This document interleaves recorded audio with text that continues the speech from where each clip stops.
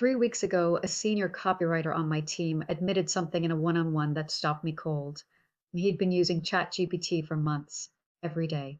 He was using it for headlines, social posts, and brainstorming. He felt like a fraud. He thought he was cheating and that I'd be disappointed. He even said, I feel like I'm not really a writer anymore. Here's the kicker. He's one of our best writers. His work is better than ever. But he was carrying this secret, almost guilt, because we'd never actually talked about AI. That conversation changed everything about how I lead. Your team is scared about AI, and if you're being honest, so are you.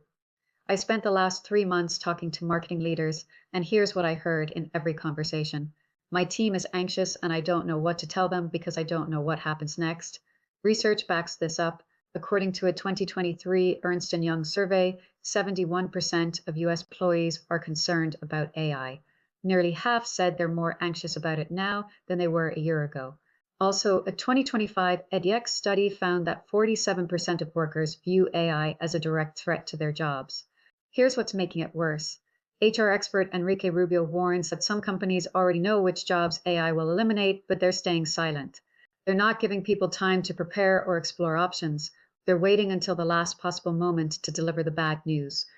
That silence is destroying trust faster than any algorithm ever could. By now, you will be asking what actually works. You have to stop pretending you have all the answers. Research by Ranjay Gulati at Harvard Business School shows that our internal mindset determines our ability to face uncertainty with courage. Leaders who acknowledge their anxiety and uncertainty build more trust than those who project false confidence. Think about that. Saying, ChatGPT scares me too, isn't weakness, it's leadership. When you admit you don't know what marketing looks like in 18 months, you're not losing credibility. You're creating psychological safety. You're saying, you're not alone in this. We'll figure it out together. One CMO I talked to started her team meeting with exactly that. I don't know what our jobs will look like next year, but I know we're going to navigate this together. Within a month, her team went from passive resistance to actively experimenting with AI tools because they felt included in the uncertainty rather than left out of some secret plan. So here's what you actually do. I'm going to give you a framework you can use Monday morning. It's called Creating a Container. It's a dedicated space where your team can talk honestly about AI without judgment. One marketing director I know blocked 90 minutes on a Thursday afternoon. No agenda beyond, let's talk about how we're feeling about AI. She started by admitting she'd spent the weekend doom scrolling articles about AI replacing creative jobs, and her team opened up immediately. The senior copywriter admitted he'd been secretly using ChatGPT and felt guilty. The junior designer said she was terrified of being replaced before she even got good at her job. Another team member worried AI would eliminate the craft they'd spent years developing. Okay, so here's the structure, and you can screenshot this. 1. Frame the work. We're implementing major changes with AI. This brings up complicated emotions for all of us, including me. If we're honest about these feelings, we'll be stronger as a team. 2. Set ground rules. Use I statements. No judgment on anyone's feelings. Different viewpoints are welcome. What's said here stays here. 3. Lead with vulnerability. Share one genuine fear you have about AI. Model the behavior you want to see. 4. Listen for the question behind the question. When someone asks, how does this AI tool work? They're often really asking, am I still needed? What's my value if AI can do my job? 5. Create action together. What guardrails does your team want? What should AI do? What should it never do? 3 weeks after that 90-minute conversation, that team had the highest AI tool adoption rate in the company because they'd processed the fear together first. Let me give you a concrete example of what this looks like in practice. When our content strategist asked me about AI writing tools, I could have just showed her how to use Claude or ChatGPT. Instead, I asked her, what actually worries you about AI and content creation? And here's what she said.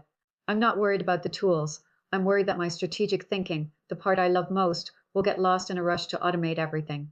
I'm scared I'll become just an AI prompt engineer instead of a strategic content leader. So we redesigned her role. She now focuses on strategy, audience insights, and the big picture thinking. AI handles the repetitive formatting and repurposing work she hated anyway. 3 months later, her productivity is up 30%. But more importantly, her job satisfaction is the highest it's been in 2 years. She went from anxious about AI to excited about it because she has control over how it gets used. And here's the thing. Research backs this up. Gallup found that employees with influence over technology adoption are significantly more satisfied at work. But here's the gap. 71% of employees want more say in tech decisions, but only 37% currently have it. The teams most resistant to AI aren't the ones who fear it most. They're the ones who have no say in how it gets implemented. It's not about convincing people AI is good. It's about giving them control over how it's used.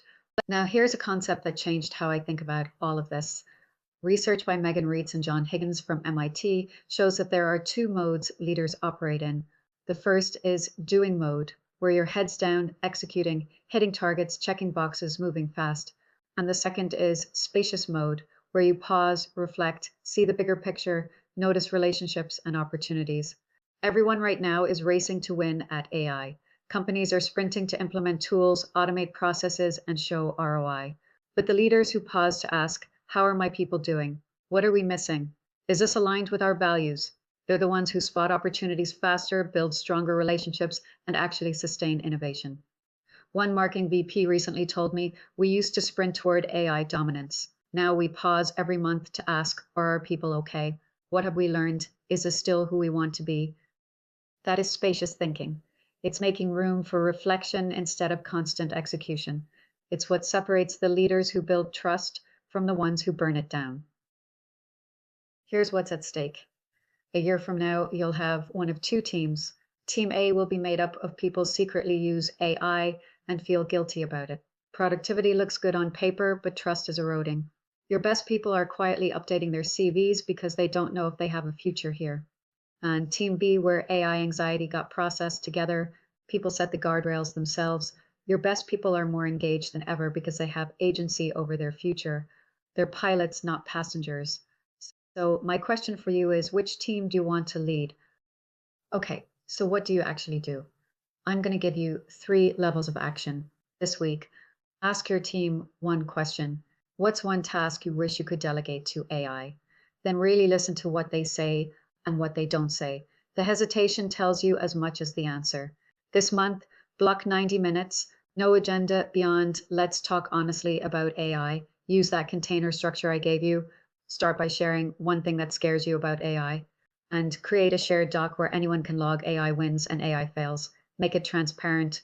Learn together this quarter. Let your team set the guardrails. What should AI do in your department? What should it never do? What aligns with your values? When employees have influence over technology decisions, acceptance rates skyrocket. Give them control and resistance drops.